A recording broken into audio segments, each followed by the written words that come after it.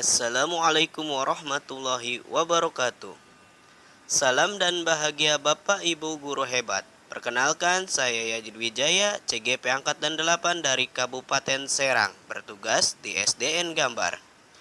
Kali ini saya akan mencoba sharing dan berbagi terkait koneksi antar materi, kesimpulan, dan refleksi modul 1.1 terkait refleksi filosofis pendidikan nasional. Pada kesempatan kali ini akan saya sampaikan kesimpulan dan penjelasan mengenai pemikiran-pemikiran Ki Hajar Dewantara. Pemikiran Ki Hajar Dewantara sangat benar-benar menjadi inspirasi dan motivasi bagi saya sebagai pendidik untuk ikut serta meningkatkan kualitas pendidikan di sekolah maupun di kelas. Pendidikan dan pengajaran merupakan suatu bagian yang berjalan beriringan dan tidak dapat terpisahkan. Menurut Ki Hajar Dewantara, pendidikan adalah memberi tuntunan terhadap segala kekuatan kodrat yang dimiliki anak agar ia mampu mencapai keselamatan dan kebahagiaan yang setinggi-tingginya baik sebagai seorang manusia maupun sebagai anggota masyarakat. Sedangkan pengajaran adalah merupakan suatu proses pendidikan dalam memberi ilmu atau mentransfer suatu faedah untuk kecakapan hidup anak secara lahir dan batiniah. Ki Hajar Dewantara juga menjelaskan bahwa pendidikan tempat persemaian benih-benih kebudayaan yang hidup dalam masyarakat kebangsaan.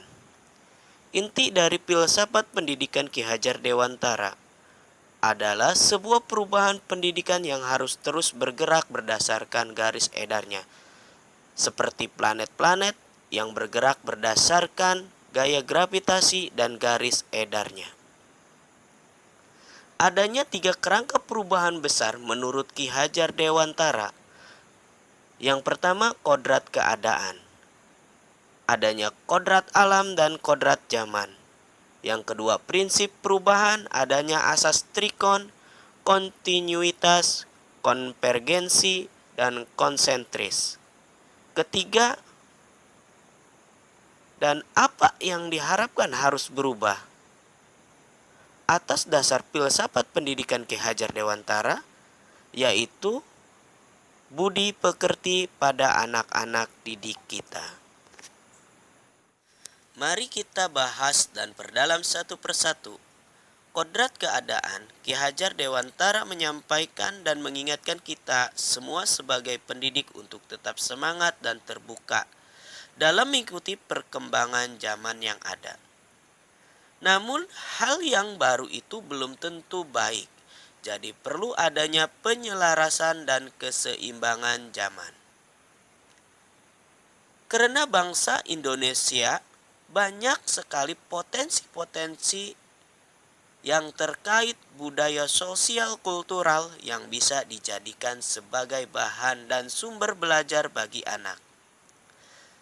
Dasar pendidikan anak ini yang sejatinya saling keterkaitan dan berhubungan dengan kodrat alam yang merupakan dan selalu berkaitan dengan sifat-sifat dan keadaan atau bentuk lingkungan di mana anak-anak itu tinggal. Selain itu pastinya berkaitan dengan kodrat zaman yang berkaitan dengan kemajuan dan perkembangan teknologi dan informasi. Yang artinya setiap anak pasti sudah membangun dan membawa sifat-sifat dan karakter-karakter yang berbeda-beda. Karakter itu dibawa anak masing-masing. Jadi kita sebagai guru tidak bisa semena-mena menghapus karakter siswa tersebut. Yang bisa kita lakukan sebagai pendidik adalah menuntun dan mengarahkan mereka agar anak-anak bisa menebalkan laku baiknya sebagai peserta didik. Selanjutnya prinsip perubahan Ki Hajar Dewantara. 3 asas ini dikenal sebagai asas trikon. Yang pertama kontinuitas, yang kedua konvergen, dan yang ketiga konsentris. Kontinuitas artinya pengembangan yang dilakukan harus berkesinambungan, dilakukan secara terus-menerus dengan perencanaan yang baik dan matang. Konvergensi yaitu artinya pengembangan yang dilakukan dapat mengambil dari berbagai sumber di luar, bahkan dari praktik pendidikan di luar negeri. Yang ketiga, konsentris. Konsentris artinya pengembangan pendidikan yang dilakukan harus tetap berdasarkan kepribadian kita sendiri sebagai pendidik. Selanjutnya, apa yang diharapkan harus berubah? Atas dasar filsafat pendidikan Ki Hajar Dewantara, yaitu budi pekerti pada anak-anak didik kita. Menurut Ki Hajar Dewantara, budi pekerti merupakan keselarasan keseimbangan hidup antara cipta, rasa, karsa, dan karya. Keselarasan hidup anak dilatih melalui pemahaman kesadaran diri yang baik tentang kekuatan dirinya, kemudian dilatih mengelola diri agar mampu memiliki kesadaran sosial. Bahwa ia tidak hidup sendiri dalam relasi sosialnya, sehingga ketika membuat sebuah keputusan yang bertanggung jawab dalam kemerdekaan dirinya dan kemerdekaan orang lain. Selanjutnya, menurut filosofis Ki Hajar Dewantara, pendidik itu diibaratkan seorang petani, yang artinya pendidik hanya dapat menuntun tumbuh atau hidupnya kekuatan-kekuatan itu agar dapat memperbaiki lakunya, bukan dasarnya hidup dan tumbuhnya itu pada diri anak. Hal ini dianalogikan dan diibaratkan sebagai seorang petani. Petani yang menanam padi misalnya hanya dapat menuntun tumbuh kembangnya tanaman padi tersebut. Petani tersebut hanya dapat memelihara dan memupuk, menyirami, dan membasmi hama-hama yang mengganggu tanaman padi tersebut. Meskipun pertumbuhan dapat dirawat dan diperbaiki, akan tetapi tidak bisa mengganti kodrat bahwa tanaman padi adalah padi. Tidak bisa dirubah menjadi tumbuhan gandum ataupun tanaman lainnya, begitupun dengan peserta didik atau anak. Tidak ada yang bisa mengubah kodrat alam pada anak, karena mereka dilahirkan dengan kodratnya masing-masing dan dasar jiwanya masing-masing. Pendidik hanya dapat menuntun dan mengarahkan bagaimana cara guru atau pendidik menuntun yang akan banyak membawa pengaruh besar terhadap tumbuh kembangnya anak-anak. Salam dan bahagia Bapak Guru hebat. Setelah mempelajari modul ini, banyak hal yang saya pelajari tentang arti dan hakikat mendidik. Saya akan merubah bagaimana cara saya mendidik dan mengajar anak-anak di sekolah maupun di kelas, karena ini adalah saatnya yang tepat untuk kembali meluruskan niat dan memperbaiki sebagai pendidik, khususnya di pendidikan sekolah dasar. Jadi setelah mempelajari modul ini, perubahan yang saya rasakan, saya dapat mengubah cara sudut pandang saya terhadap anak didik saya.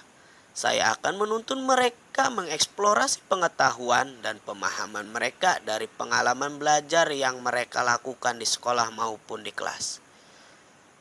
Saya akan selalu menuntun mereka dalam mencari jati diri mereka dengan kodrat mereka masing-masing dan menjadi jati diri yang bermakna bagi mereka. Pendidikan harus berorientasi penuh pada murid, bebas dari segala ikatan, dengan suci hati mendekati sang anak atau peserta didik, tidak meminta satu hak apapun namun untuk berhamba pada sang anak, sehingga cita-cita dan jati diri mereka tercapai.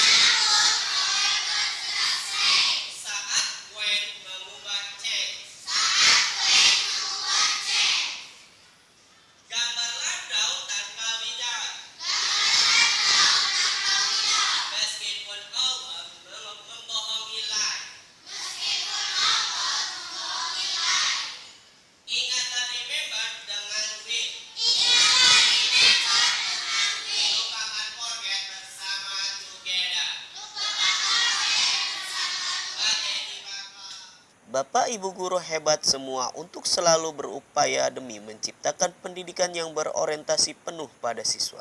Bebas dari segala ikatan dengan ikhlas dan suci hati mendekatkan karakter sang anak. Kita sebagai pendidik jangan sampai meminta suatu hal, namun untuk terus berhamba dan menuntun pada sang anak. Sehingga anak-anak merasa nyaman dan semangat dalam belajarnya. Terima kasih. Wabillahi taufiq wal hidayah. Assalamualaikum warahmatullahi wabarakatuh. Saya Yajid Wijaya, calon guru penggerak angkatan 8 Kabupaten Serang, Banten. Salam dan bahagia.